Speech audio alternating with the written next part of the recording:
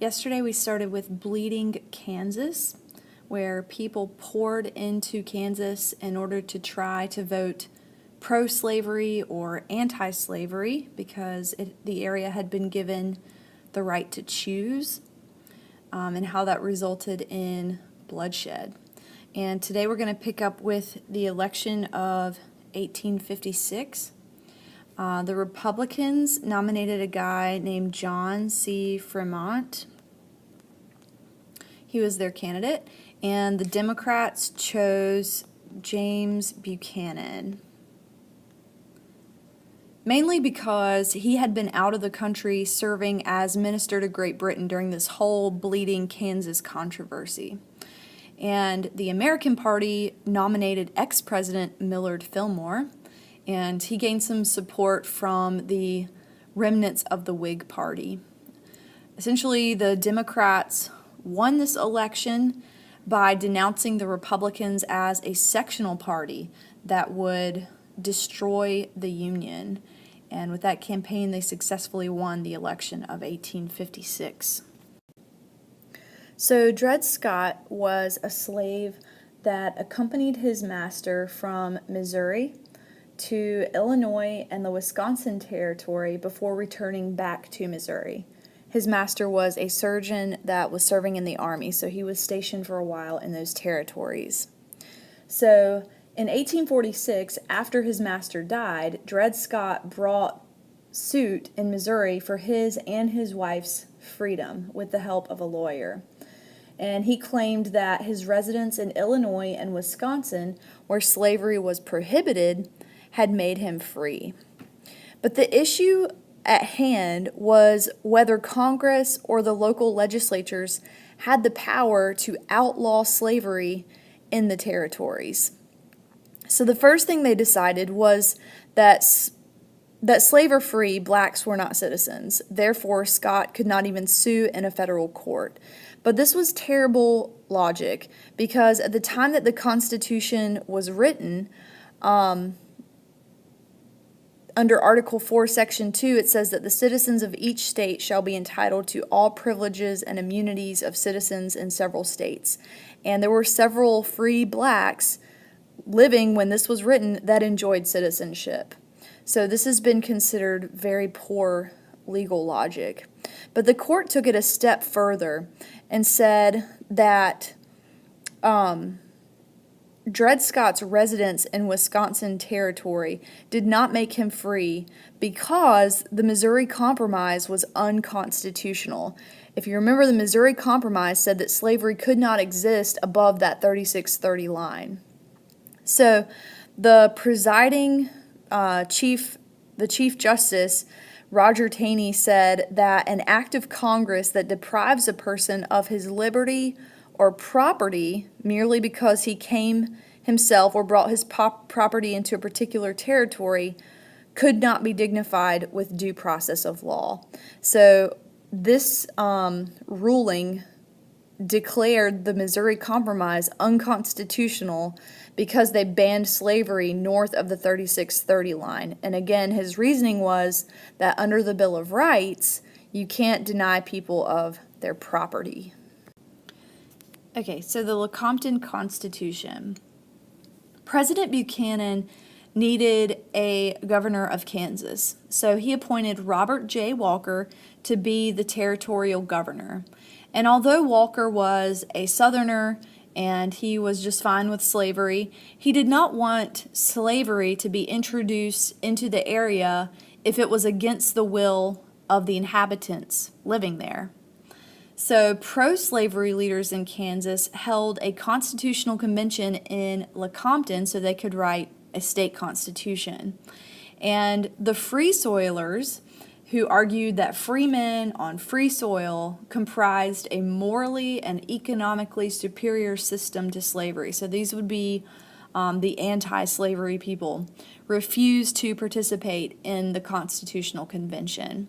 So the remnants, or the rest of the people who were there, ended up drafting a hardcore pro-slavery constitution called the Lecompton Constitution. It's important that you know this was pro-slavery. So Walker denounced the Constitution because they refused to submit it to a vote of all settlers. But Buchanan actually recommended that Congress admit Kansas to the Union with the Lecompton Constitution. And this decision brought Buchanan into conflict with Stephen Douglas and ended up splitting the Democratic Party. So, a vocal supporter of slave rights, President Buchanan again endorsed this Constitution, and while he received the support of Southern Democrats for this move, many of the Northern Democrats sided with Stephen Douglas. And in doing that, they essentially sided with the Republicans in the North in opposition to the Constitution. And again, I'll point out that you begin to see political parties break and adhere mostly to their section on these key issues. So a referendum was held in 1858 where the voters in Kansas actually got to vote on this Constitution, and it was overwhelmingly rejected by voters in Kansas. So Kansas actually entered the Union as a free state, but this wasn't until January of 1861. So the emergence of Abraham Lincoln. Many Northerners at this time regarded Stephen Douglas as the best hope of keeping the Union together in light of these sectional tensions. So his bid for re-election to the Senate attracted considerable attention. His opponent was Republican Abraham Lincoln, and Lincoln was a lawyer who had previously served in the Illinois legislature and in Congress. And Lincoln had a complex personality. He had a wonderful sense of humor. He was subject to fits of melancholy and depression. And while Lincoln wasn't an ardent abolitionist, he opposed the expansion of slavery into the territories. So the revival of the slavery controversy in 1854 eventually led Lincoln to a more explicit moral opposition to slavery. But still, he attacked the institution rather than the slave owners. And this position actually won him considerable support from many who were attempting to reconcile their opposition to slavery with their desire to preserve the Union. All right, Lincoln-Douglas debates. It was not common during this time for candidates to debate face-to-face. So the 7 debates that were held between Lincoln and Douglas were very well attended and well reported, and it attracted a lot of public attention. Douglas was short and stocky, and he moved frantically across the platform, calling Honest Abe a liar. And then you have Lincoln, who's very tall and slender and spoke quietly and deliberately and used his sincerity to weight his arguments. In reality, the two men didn't differ very much on the subject of slavery. Neither one of them wanted slavery in the territories, and neither one of them believed that it would flourish in the West. Also, neither one of them favored forced abolition. Both actually believed that blacks were inferior to whites. But in the debates, they tended to exaggerate their differences.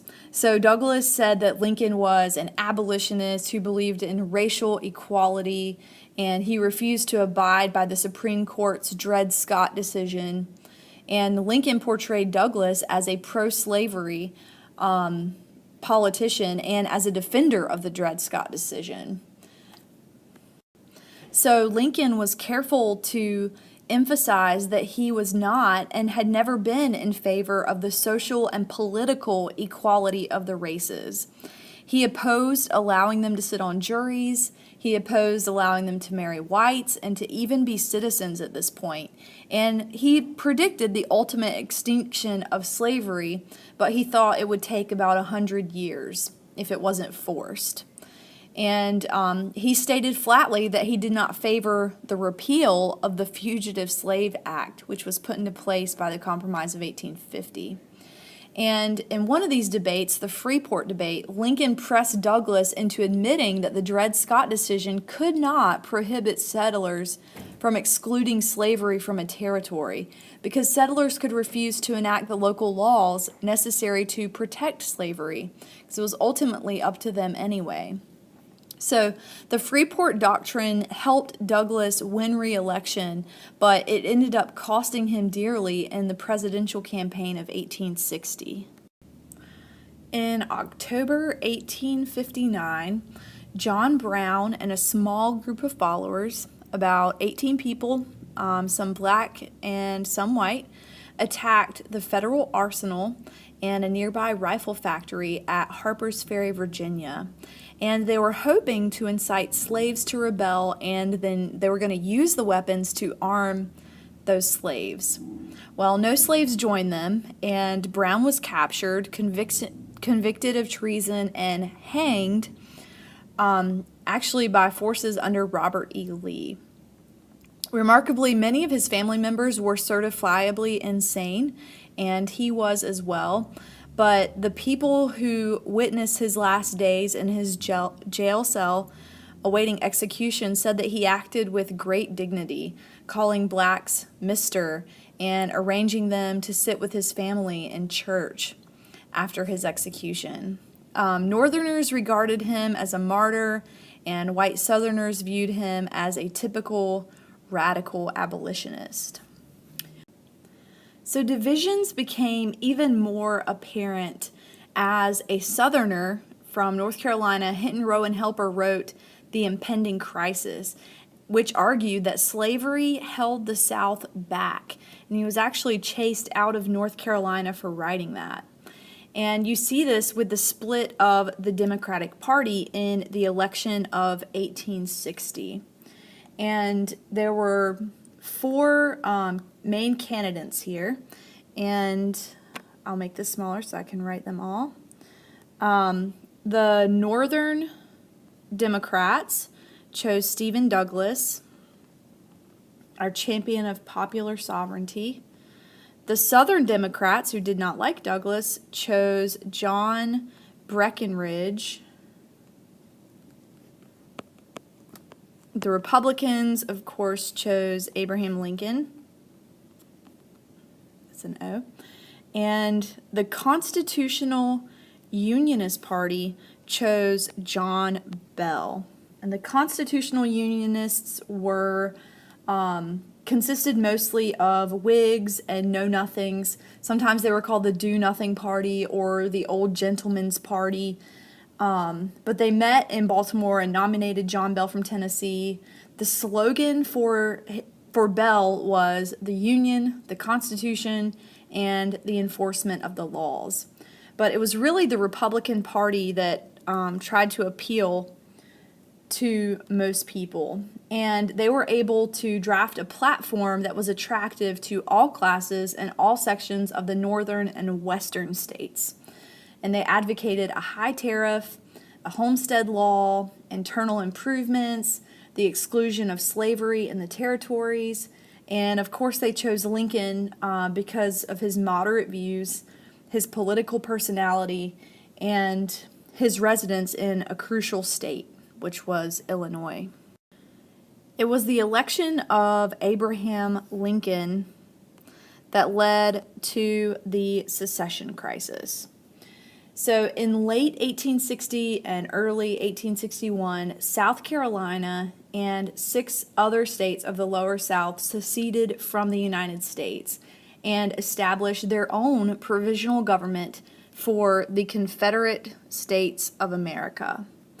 And of course, they chose Jefferson Davis as their president. Other southern states announced that they would secede if the North used force against the Confederacy. And the South seceded because it feared that Northern economic and political domination would ruin them. Some believed that independence would produce a more balanced economy in the South, in addition to that. But years of sectional conflict and the growing Northern criticism of slavery had undermined the patriotic feelings of Southerners. So, with states' rights and a strict constructionist interpretation of the Constitution, the South believed that they were justified in their action of seceding from the Union. And like many other Northerners, Lincoln, who at this point wasn't president yet, but I guess he was president-elect, believed that secession was just a bluff, and it was designed to win concessions from the North. And Southerners believed that the North would not resist secession with force. They didn't believe that the North was going to send an army down to the South and force them to reconnect with the Union. President Buchanan, at the end of his term, certainly recognized the seriousness of the situation, but he claimed that he didn't have the legal power necessary to prevent secession. So moderates came up with the Crittenden Compromise. This is an important term. You may see it somewhere on the Apush exam. But the Crittenden Compromise was an amendment that would have recognized slavery south of the 3630 line that had been set by the Missouri Compromise. But Lincoln opposed any extension of slavery into the territories. So with the failure of the Crittenden Compromise, the Confederacy made preparations for independence, while Buchanan just kind of roamed around helplessly in Washington. And the Southern Confederacy went ahead and drafted a constitution and elected Jefferson Davis as their president. And we will pick up in chapter 14 with Lincoln's first actions as president and the beginning of the Civil War.